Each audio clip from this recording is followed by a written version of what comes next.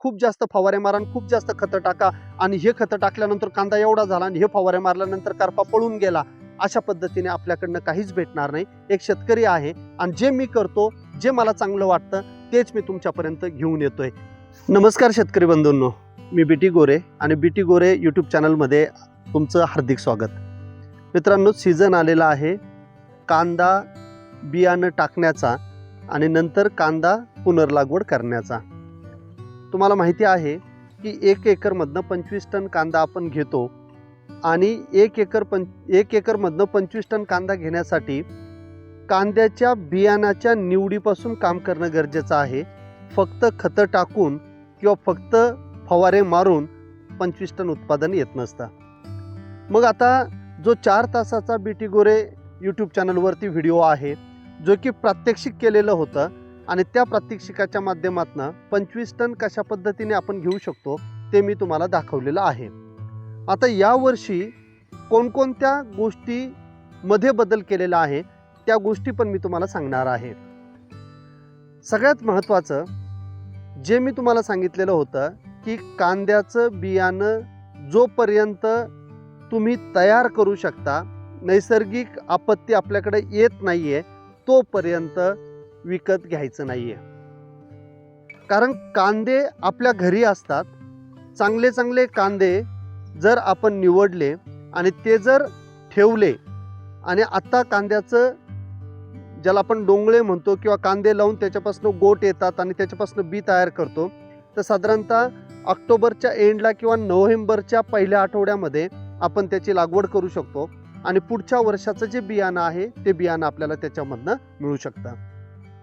मित्रांनो, आपल्याला बियाणं लागतं 10 किलो, 20 किलो, 25 किलो, 30 किलो. आता तुमची किती क्षेत्र आहे ते मला माहिती नाही, पण खूप कमी बियाणं लागतंय.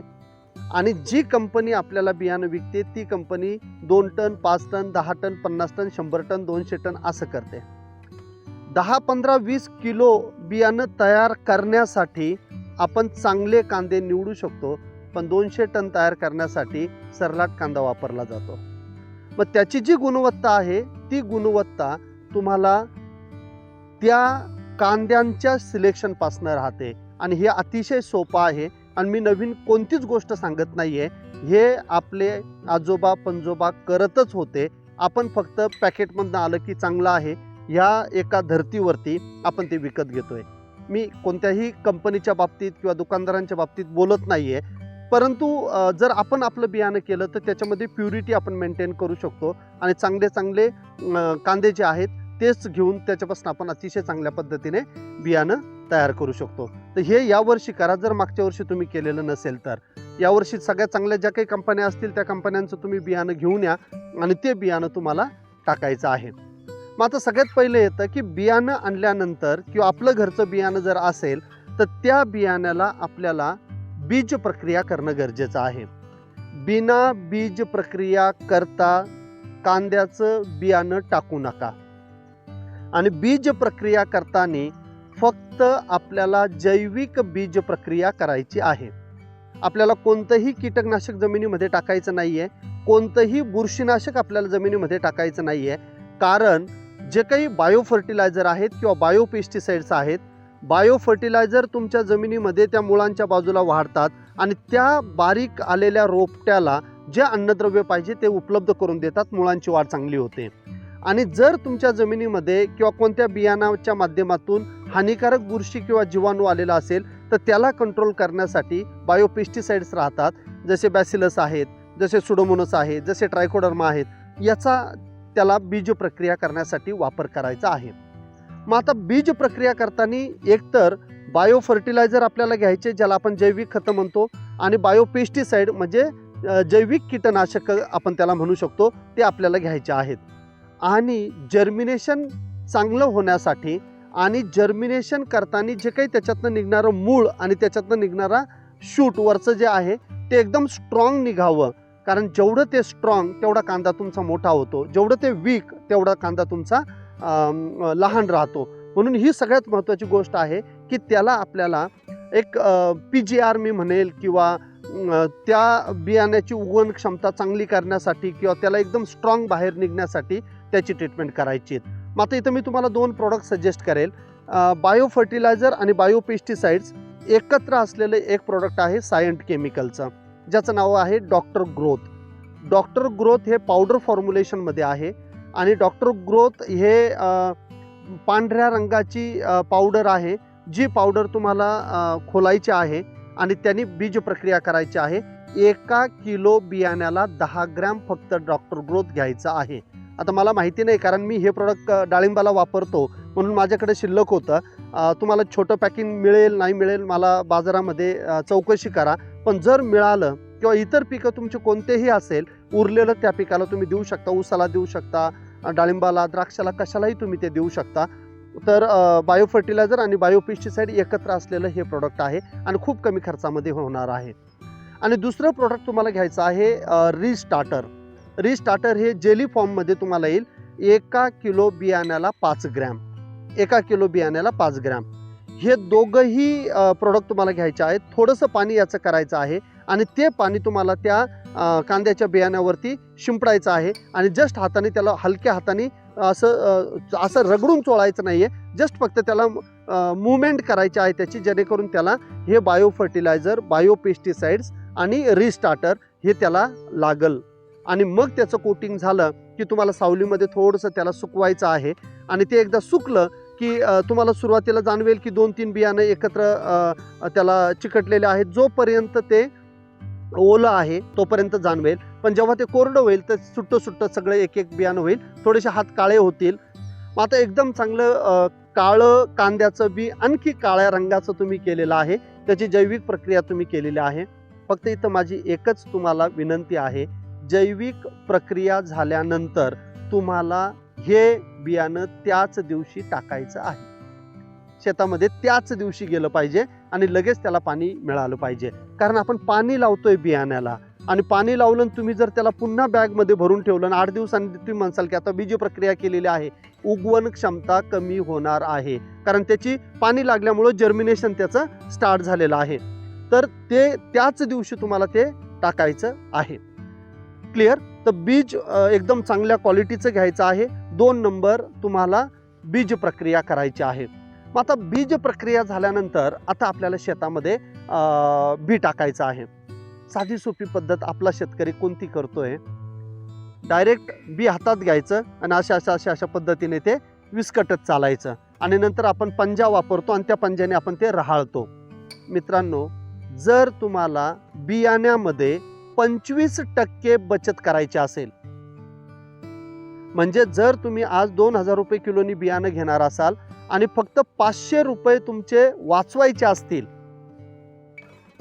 ज्या क्षेत्राला तुम्हाला हाताने असं बी विस्कटून टाकल्यानंतर रहाळल्यानंतर जे तुम्हाला त्याचे रोपं मिळणार आहेत, ते रोपं 1 किलोचे, आणि मी आता जी पद्धत तुम्हाला सांगणार आहे त्या पद्धतीने जर तुम्ही केलं तर 750 ग्रॅम बियाण्यामध्ये तुम्हाला तेवढेच रोपं मिळणार आहेत, किंबहुना जास्त मिळणार आहेत. आणि 500 रुपये आपला फक्त बियाण्यामध्ये 1 किलोला तुम्ही वाचवलेले आहेत. मग तुम्ही जर 10 किलो कांद्याचं बियाणं टाकणार असाल तर 5000 रुपये वाचतील. जर तुम्ही 20 किलो टाकणार असाल तर 10,000 रुपये वाचतील. मित्रांनो, हे पैसे वाचवणं म्हणजे आपला प्रॉफिट वाढवणं आहे. म्हणून तुम्हाला एक विनंती आहे माझी, जी पद्धत मी आता तुम्हाला सांगतो त्याच पद्धतीने बियाणं टाका. पहिली गोष्ट, कांद्याचं बियाणं, आता मी जे मागे तुम्हाला दिसतंय हे क्षेत्र मी आता कांद्याचं बियाणं टाकलेलं आहे, कारण आता एकदम चांगला पिरियड आहे, पाऊस उघडलेला आहे, जमीन वापशावरती आलेली आहे, सूर्यप्रकाश अतिशय चांगला आहे, जर्मिनेशन एकदम पॉवरफुल मिळणार आहे, रोग त्याच्यावरती येणार नाहीये, ह्या सगळ्या गोष्टी तिथं होणार आहेत.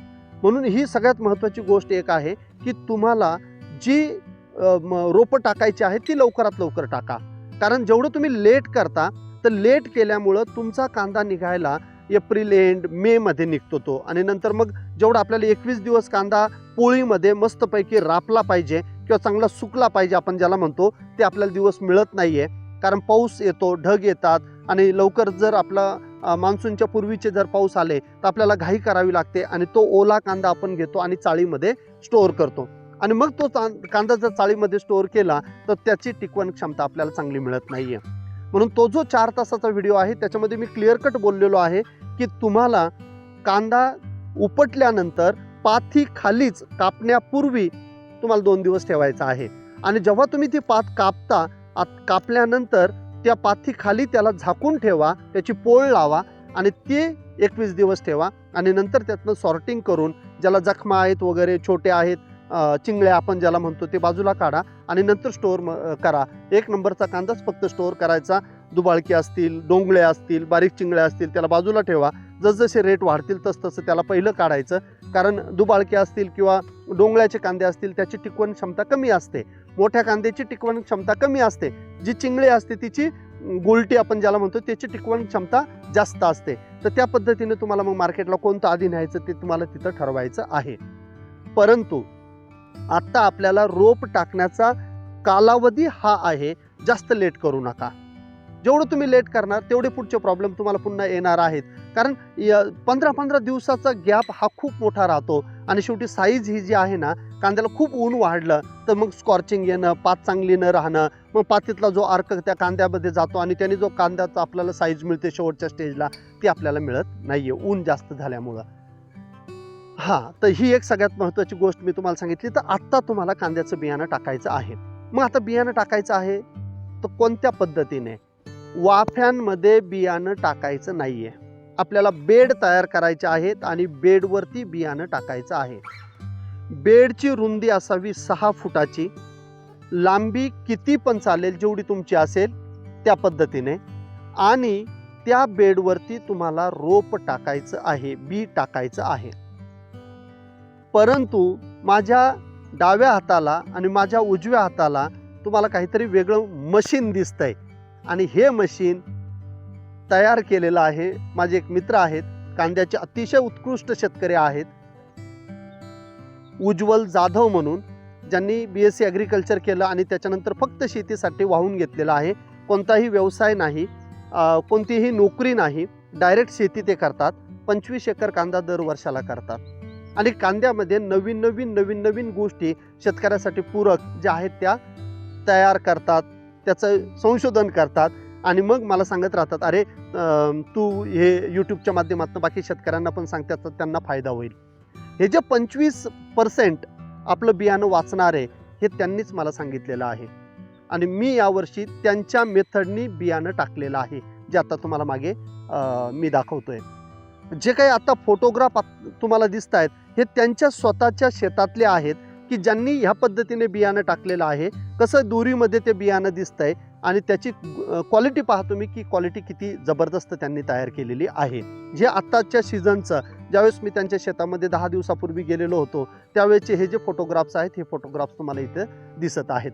तर मित्रांनो, एकदम साधं सिंपल यंत्र त्यांनी तयार केलेलं आहे. एक आहे दातळ आणि दुसरं आहे त्या दातळाने होणाऱ्या ज्या काही ओळी आहेत त्या बुजवण्यासाठी. म्हणजे तुम्ही याला म्हणू शकता तिफन आणि याला म्हणू शकता फरट. आपण पहिले पेरणीसाठी तिफन किंवा पाभर वापरायचो आणि त्याच्या मागे फरट चालायचा आपला. हा फरट आहे जो मनुष्य वापरू शकतो. हे तुम्ही कुठेही विकत घ्यायची गरज नाही आहे. जो तुमचा फॅब्रिकेशनचा माणूस असेल त्याच्याकडे तुम्ही जाऊन हे घेऊ शकता.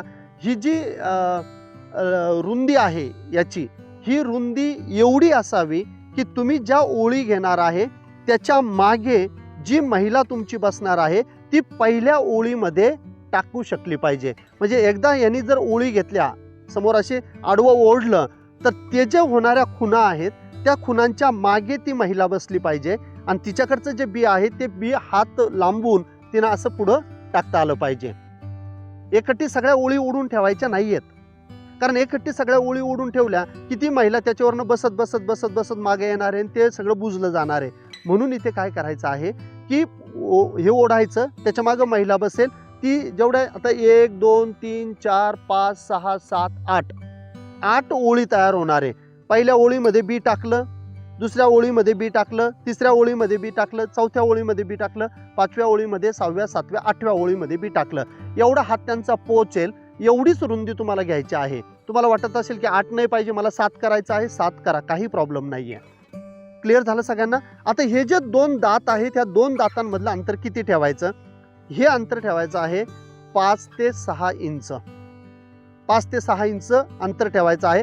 जास्त जवळ टाकायचं नाहीये. तुम्हाला कमी बियाण्यामध्ये मी सांगतोय की तुमचं जास्त क्षेत्र लागवडीखाली येणार आहे. 5 ते 6 इंचाचं हे 2 दातांमधलं अंतर तुम्हाला तिथं ठेवायचं आहे. आता ज्यावेळेस तुम्ही ही ओळ ओढलेली आहे, आता त्याच्यामध्ये बियाणं टाकायचं आहे. आता ते बियाणं किती दाट पडलं पाहिजे आणि किती पातळ पडलं पाहिजे हे तुम्हाला थोडंसं शिकावं लागणार आहे. मग आता याच्यामध्ये काय करायचं, एक साधं सोपं उज्ज्वल जाधव यांनी जे गणित सांगितलेलं आहे ते गणित मी तुम्हाला इथं सांगतोय.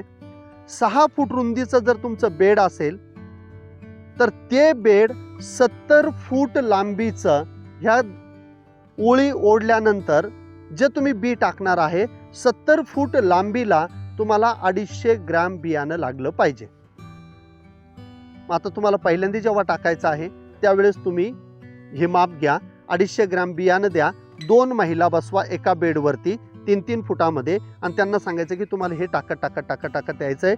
जर लवकर संपलं तर तुम्ही दाट टाकताय आणि जर उरलं तर तुम्ही पातळ टाकताय. त्यांना म्हणा थोडंसं बदला आणि त्या पद्धतीने बदलल्या की एकदा त्यांचा हात बसेल आणि ते मस्तपैकी शिकून जातील की किती अंतरावरती ते बी पडलं पाहिजे. तर फॉर्म्युला मी दिलेला आहे, कारण मी तुमच्या शेतामध्ये येऊन तर असं टाकून दाखवू शकत नाही की इथे इथे किंवा बियाणं कांद्याचं काही मोजू शकत नाही आपण. तर ही सगळ्यात महत्त्वाची गोष्ट आहे. आणि नंतर ते बियाणं टाकून झालं की हा एक फरट आहे, पट्टी आहे साधी, त्या पट्टीने फक्त ते ओढून घ्यायचं. जी वरती आलेली माती आहे ती माती मस्तपैकी त्याच्यावरती पडते. जर तुम्ही कोणतं एखादं खत टाकलेलं असेल, रासायनिक खत किंवा सेंद्रिय खत, ते पण त्या मातीमध्ये त्या बियाणाच्या बाजूला छान मिक्स होतं मातीमध्ये. आणि नंतर तुम्हाला पाणी द्यायचं आहे. पाणी देताना आता तुम्ही इथे बघताय की हे माझं मायक्रो ज्याला आपण रेन पाईप म्हणतो, रेन पाईप आहे आणि तिकडे जे 2 ओळींमध्ये टाकलेलं आहे तिथे मी लॅटरल टाकलेले आहेत. कारण डाळिंबामध्ये रेन पाईप चालत नाहीये. डाळिंबात रेन पाईप जर छोट्या झाडांच्या असतानाच जर लावला तर तुमचे झाडं मेल्याशिवाय राहणार नाहीये. म्हणून तिकडे मी ड्रीप लाईन टाकलेली आहे. पण माझी विनंती आहे, मोकळं पाणी बियाणं टाकल्यानंतर देऊ नका. एक तर रेन पाईपचा वापर करा किंवा लॅटरलचा वापर करा. दोघांचे पण फायदे तोटे आहेत. रेन पाईप जो आहे त्याचा फायदा काय आहे की जेव्हा धुकं येणार आहे किंवा जेव्हा खूप जास्त दव पडतं आणि त्याच्यात रोपांचे शेंडे पिवळे पडतात, जळतात, तो करपा येतो, तर त्यावेळेस जर आपण एक 10 मिनटं फक्त रेन पाईप जर सकाळी सकाळी चालवला तर तो करपा जो आहे, ते दव जे आहे ते झटकलं जातं त्या पाण्याने.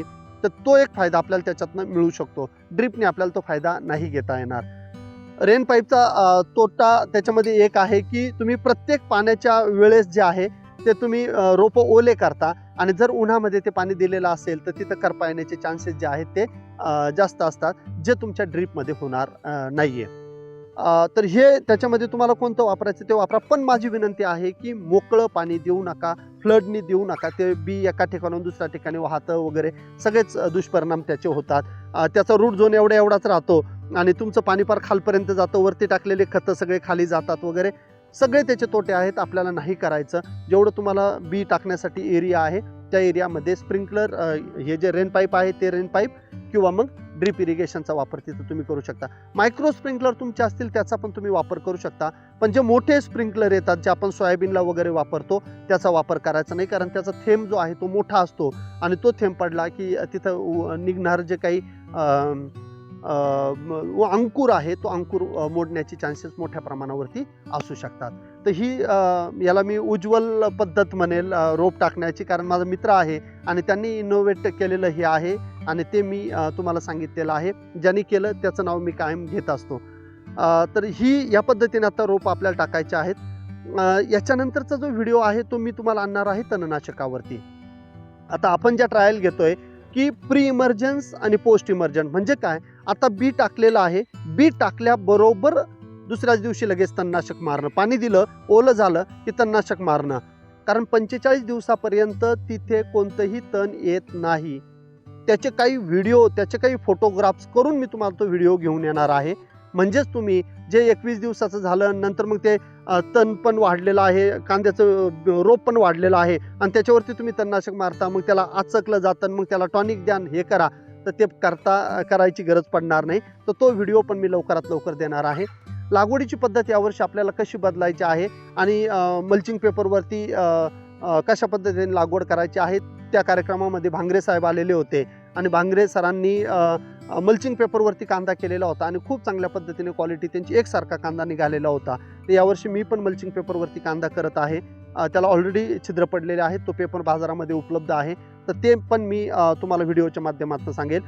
लागवडीपूर्वी कोणते कोणते बेसल डोस आपल्याला द्यायचे आहेत, कोणते खतं टाकायचे, सेंद्रिय खतांना किती महत्त्व द्यायचं आहे, रासायनिक खत पाहिजे तेवढेच द्यायचे आहे, ड्रीपवरती करायचे आहे, बेड किती रुंदीचं असलं पाहिजे, सिंगल लॅटरल टाकायची का डबल लॅटरल टाकायची, आणि नंतर वातावरण कसं झालं, धुकं आलं, दव पडलं, पाऊस आला, नंतर मग ढग आले आणि मग त्याचा थ्रिप्स अटॅक वाढला, मग करपा कसा कंट्रोल करायचा, थ्रिप्स कसा कंट्रोल करायचा, याचे व्हिडिओच्या माध्यमातून तुम्हाला हे सगळ्या गोष्टी मी पाठवत राहणार आहे. फक्त त्यासाठी एकच आहे, बीटी गोरे यूट्यूब चॅनलला तुम्हाला लाईक करायचं आहे या व्हिडिओला, आणि आपला जो चॅनल आहे त्याला तुम्हाला सबस्क्राईब करायचा आहे. म्हणजे जसा व्हिडिओ पडला की लगेच नोटिफिकेशन तुम्हाला येईल. आणि बाजूला जे बेल आयकॉन आहे त्या बेल आयकॉनवरती तुम्हाला टच करायचं आहे, जेणेकरून लगेच तुम्हाला नोटिफिकेशन मिळतील. मित्रांनो, याच्याबरोबर आपण हे व्हिडिओ तुमच्यापर्यंत पाठवण्यासाठी एक व्हॉट्सॲप चॅनल पण तयार केलेला आहे, ज्याची लिंक तुम्हाला डिस्क्रिप्शनमध्ये दिलेली आहे. तर तिथे जाऊन तुम्ही हा व्हॉट्सअप चॅनल जो आहे त्याला पण जॉईन करा, जेणेकरून मी जी माहिती पाठवत जाईल ती माहिती तुम्हाला वाचता पण येईल, आणि ती माहितीचे व्हिडिओच्या माध्यमातून असेल तर ती व्हिडिओ तुम्हाला पाहता येतील. माझ्याकडनं अपेक्षा हीच करा की खूप जास्त फवारे मारा, खूप जास्त खतं टाका, आणि हे खतं टाकल्यानंतर कांदा एवढा झाला आणि हे फवारे मारल्यानंतर करपा पळून गेला, अशा पद्धतीने आपल्याकडनं काहीच भेटणार नाही. एक शेतकरी आहे आणि जे मी करतो, जे मला चांगलं वाटतं तेच मी तुमच्यापर्यंत घेऊन येतोय. कोणतंही आपल्याकडं प्रोडक्ट नाही आहे, काही नाही आहे. जे चांगलं वाटेल, जसं आत्ता तुम्हाला ह्या वेगळी पद्धत उज्ज्वल भाऊंची मी दाखवली, त्या पद्धतीने आपल्याला शेतीमध्ये हळूहळू बदल करायचे आहे. उत्पादन खर्च कमी करण्यासाठी, जास्त उत्पादन घेण्यासाठी, क्वालिटी उत्पादन घेण्यासाठी, आणि जास्तीत जास्त पैसे आपल्या खिशामध्ये राहिले पाहिजे, याच्यासाठी हे सगळं करायचं आहे. आणि मग स्टोअर करण्यासाठी मी जी बनवलेली जी चाळ आहे तिचा पण मी व्हिडिओ तुम्हाला त्या वेळेस बरोबर टाकत जाईल, जेणेकरून तुम्हाला ह्या सगळ्या गोष्टी मिळतील. तर या व्हिडिओमध्ये मी इथंच थांबतोय. पुढच्या व्हिडिओची वाट बघा. जसंही आलं की चॅनल सबस्क्राईब केलेलं असेल तर तुम्हाला नोटिफिकेशन येईल, आणि डिस्क्रिप्शनमध्ये जी व्हॉट्सॲप चॅनलची लिंक आहे त्याच्यात जाऊन त्या चॅनलला पण तुम्हाला ॲड व्हायचं आहे. Thank you so much. पुढच्या व्हिडिओमध्ये भेटूया. नमस्कार.